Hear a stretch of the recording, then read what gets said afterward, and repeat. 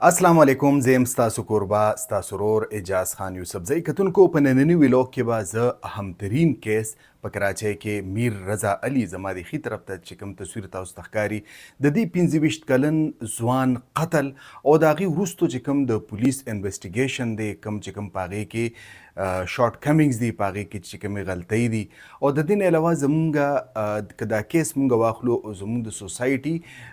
یعنې من حیث القوم زمونږ بېحسي زمونږ د پولیس چې کومه بېحسي ده ناهیلي ده او د دې نه علاوه زمونږ چې کوم پروسیکیوشن سیسټم دی نظام انصاف دی هغه چې کوم دی ډېر زیات کمزوري دی. د دې کیس سره دا ټول معاملات نور هم ایکسپوز شوي دي. کتونکو په دې کیس کې به زه اول تاسو سره اهمترین خبرونه شیر کوم چې د میر رضا علي په 28 جولای غیب شو او په یو کم 13 جولای باندې د هغه لاش د کراچۍ ګلستان جوهر نه برآمد شو. کتونکو په دې کې تازه ترین خبره دا ده چې کوم فرانزیک رپورټ تیار کړی شوی دی په هغې کې دا ویلي شوي دي چې د دې میر رضا علي د ده په بدن باندې تیزاب شیندلی شو، تیزاب پې توی کړی شو. د دې مقصد دا و چې د ده شناخت کنسیل کړی شي، پټ کړی شي یا ختم کړی شي چې په انویسټیګیشن کې د چې کوم اصل قاتلان دي د هغوی پته ونه لګي. د دې نه علاوه د ده چې کوم اټاپسي شوې ده د بدن په کې د بېهوشۍ دوایي هم په استعمال کې راغلې ده. د دې نه علاوه چې کوم نور انویسټیګیشن شوي دي کله چې د ده دا ډیډ باډي د قبر نه دوباره راویښ کړل شوه او په هغې کې چې کوم دوباره د هغې ټیسټونه وکړی شو نو هغې نه دا پته لګېده چې د ده چې کومه کوپړی ده یا د بدن هډوکي دي دا هم مات شو او د شا د طرفه په ده باندې فایر شو. د فایر چې کوم نشان هغه هم د ده په بدن باندې موجود و. نو دې نه دا ثابتېږي چې په ده باندې نه صرف تشدد شوی دی بلکې ده له د بېهوشۍ دوایي هم ورکړې شوې ده او دې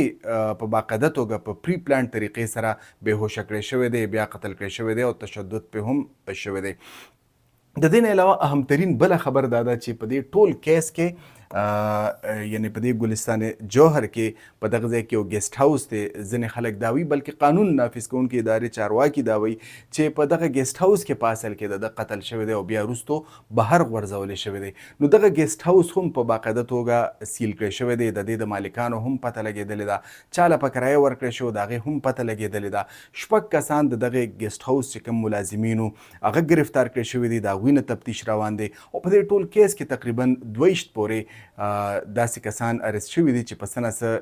طریقه باندې د هغوی نه انویسټیګیشن روان دی او هغوی ګرفتار هم دي. یعنې په غټه پیمانه باندې په دې کیس کې انویسټیګیشن او کاروایی شروع دي. کتونکو په دې کې چې کوم د بېهوسۍ خبره ما کوله دا کیس په 28 جولای باندې مخې ته راغی کله چې رضا علي میر رضا علي چې کوم د خپل وایف ته وویل چې زه په 11 منټه کې راځم تقریبا د ماسوتن ټیم و. ښځه یې وایي چې تقریبا د 11 بجو نه واخلې تر د 3 بجو پورې هغې غریبې مسلسل د دوی سره رابطه کوله خو د ان انسرډ د هغه کال چې کوم جواب به یې نه راته تقریبا د 40 نه سیوا کالونه دوی کړو. خو بهرحال بله ورځ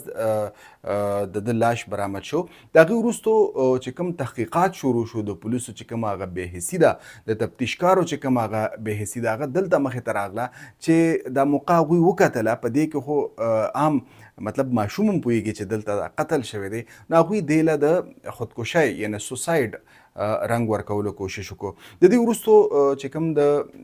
میر رضا علي والد صاحب دی هغه اف آی آر هم درج کړو او اف آی آر کې د ګمشدګۍ دفعات شاملو تر هغه ټایمه پورې دا نه وه ثابته چې آیا د قتل شوی دی او که نه دی شوی. خو بهرحال د عدالت په زور باندې دوباره کمیټي جوړه کړې شوه او هغې کمیټي تحقیقات وکړه او د هغې وروستو دا پته ولګېده چې د خودکشي نه ده کړې بلکې د خو په پری پلانټ طریقې سره قتل کړی شوی دی. نو دا زموږ چې کوم پولیس دي یا تفتیشکار دي د هغوی چې کوم هغه اصل مخ تاسو وکتل په دې کیس کې هم په دې کې مخې ته راغی. په دې کیس کې انوالو څوک کېدلی شي تر دې دمه چې کوم انویسټیګیشن دی تاسو ته پته ده چې دا ډېر په تیزۍ سره جاري دی. تر دې دمه په دې کې چې کوم ککړ کسان دي د هغوی لا پته نه لګي خو 3 کسانو باندې هسې شک کېږي چې شاید چې دا 3 واړه کسان په دې قتل کې ملوثي او په لویه پیمانه په دې کې پلټنې جاري دي. خو زما خیال دا دی چې کومو افسرانو د قتل لا یا د کیس لا غلط رنګ ورکولو یا د خودکشۍ رنګ ورکولو کوشش کړو، دغه افسران د هم راونسلی شي او د دوی نه د تحقیقات وکړی شي، شاید چې دغه اصل قاتل ته د دوی رسیي وشي. کتونکو د دې ویلاګ په اخره کې زما چې کوم مین آرګومنټ دی، زما چې کوم مطمع نظر دی، هغه دا دی چې زموږ په ملک کې که قانون نافذ کوونکي ادارې دي، مطلب پولیس دی یا تفتیشکار دی یا نظام انصاف دی، دا یو ناقص سیستم زموږ په ملک کې دی او مونږ تاسو کتلی شئ چې مونږ د پریډیټرز یعنې د خونخوار ځناورو سره ژوند کوو، ځکه چې په سوسایټي کې زموږ غوندې امن پسند خلک هم ډېر دي، خو به هر حال چې کوم خونخوار خلک دي هغه هم ډېر دي. نو زما تاسو ته ریکویسټ دا دی چې تاسو بالکل ویجیلنټ اوسئ، هوښیار اوسئ او په هره معامله کې مطلب د جذباتو نه کار مه اخلئ چې یو د لوی واقعې سبب ونه ګرځي. کتونکو همدا و د نننۍ ورځ همترین ویلاګ. راتلونکي ویلاګ پورې اجاز یوسفزۍ ته اجازت ورکړئ. د الله په امان.